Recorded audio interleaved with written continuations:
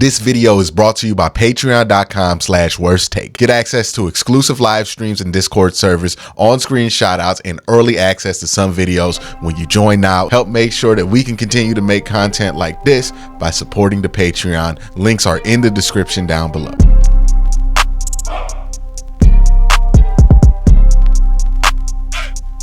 So far in the draft evaluation process, I think we all have our favorites. We're at the point of the offseason where you get your favorites, you get your list of favorites, and you do your mock drafts, and then you tell your friends about your favorites, and then your friend says your favorite sucks. I got a favorite. And then you get mad at your friend for having a different favorite than you, and then you find somebody else who has a favorite that both of you guys don't like, and then y'all team up and get mad at that guy, and then that guy finds three other people who like his favorite, and then y'all beef on the internet and then in Twitter. But today I'm going to be talking about my personal favorite guys that I have seen through the draft process, that I like for the Cleveland Browns, and that I would be happy if the Browns got. Now, I want to make this clear because I kind of dislike some of the thinking that goes on when people find their guys that they want the Browns to draft, and they feel like the Browns can only draft the people that they like. There is a very high possibility that the Browns are going to draft somebody that is not on your list. And that's okay, right? Let's not trash a pick that happens on draft day because it wasn't on the list that you made. And I carry the same thing. Sometimes the Browns draft somebody who's not on my list, and it works out. Like Martin Emerson, didn't have him on my list. Sometimes they draft the player that is on my list, and it works out. JOK. Sometimes they draft the player that is on my list that I am excited about, and it does not work out almost comedically like Perion Winfrey. Thing is that we're all just trying to have fun. We're all doing one thing with this. We love football, and we're just trying to talk about football, right? We don't need to get into a death battle about which recruits or which players or which prospects you think are trash and what that says about you personally as a human being. We just talking ball because we like to talk ball. So that's what we're doing. Keep it tame in the comments section. Now let's talk about some of the guys that I like. And if I had to point to one of my favorite guys in this draft process, one of the guys that have caught my eye the most, my white whale, if you should say. Yeah, it's Roger Rosengarten. Y'all know it is. And he's been in every single one of my mocks. He fits a need that the Browns have. And I really think he has a ton of potential. Now, he's going to be a third, fourth round guy. I think there's a world where he could slide into the second round. But I think he's a third, fourth round kind of prospect, right? Like late day 2, like compensatory period day 2, early day 3. I like him because he's a really good athlete. You look at his combine numbers and that kind of checks out. When he was at the Senior Bowl, he stood out more than any other tackle in one-on-one drills at the Senior Bowl. And there were guys like Kingsley Suamataia, who I like as well. Nice, long offensive tackle, real physical. Still, has issues with hand placements, but he has his moments where he gets at hand exactly where he wants it. He's nice and quick and long, and he can kind of take advantage of it. And you see why he's going to be a first to second round pick in this year's draft. But Roger just consistently whooped ass against Chop Robinson, against all of these edge rushers that are going to go in the first round that were at the Senior Bowl. None of them stood out because Roger was there taking care of that business. I don't know why he has not jumped up higher than he has, but I think that there's a lot of juice that you can squeeze out of that. And he's somebody who, this also stood out to me, finished every block that he was, almost to a comedic point. Like, this dude has the anti-Jed Wills issue where you feel like Jed Wills kind of like 1, 2, 3, all right, play's done, ball out, I'm good.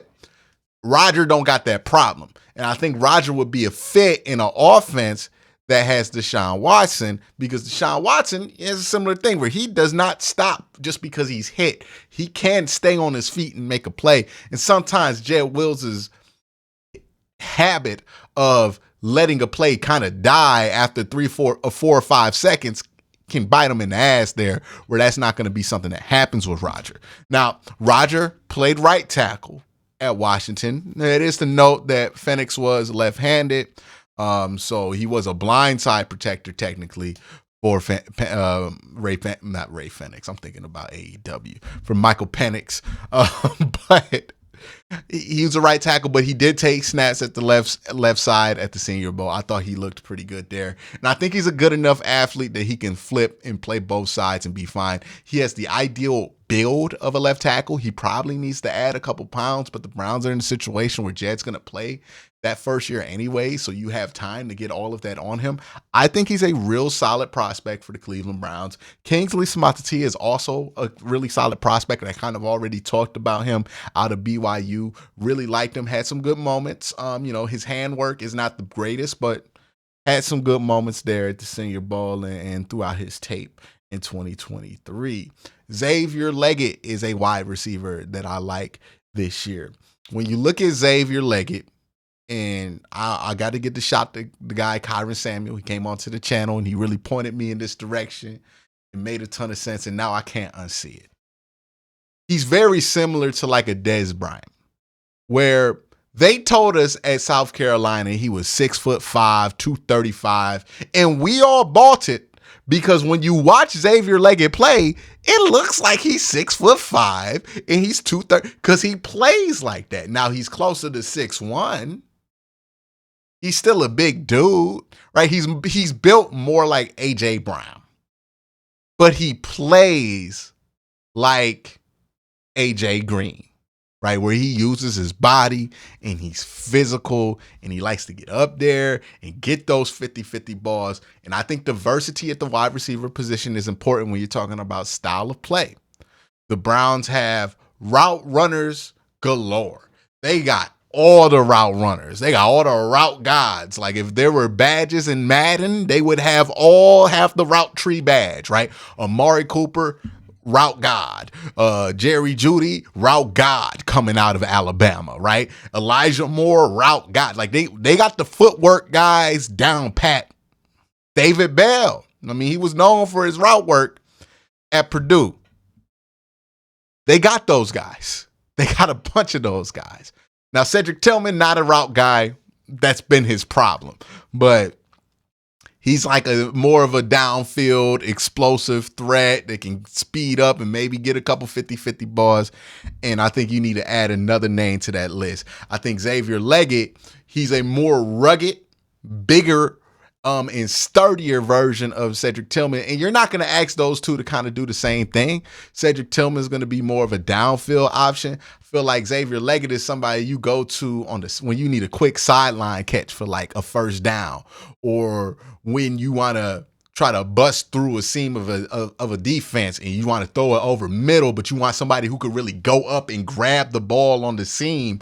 I think that's where somebody like Xavier Leggett is good at. And for red zone situations, when you need to throw it up there, you need a big guy that can move and tussle around and box guys out in that end zone. And I think that's what Xavier Leggett is really good for. So I think that Xavier Leggett is somebody that makes a ton of sense for me. Jamari Thrash is also somebody, he's kind of more in that similar vein to what the Browns have had. I think he's more of a yak guy than anybody that they have. Like, of all the wide receivers, like Jamari Thrash is more of a guy that you want to get the ball to quickly, more of a screen guy.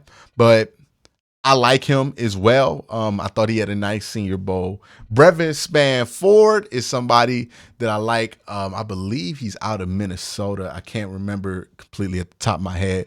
Thought he had a really nice Senior Bowl.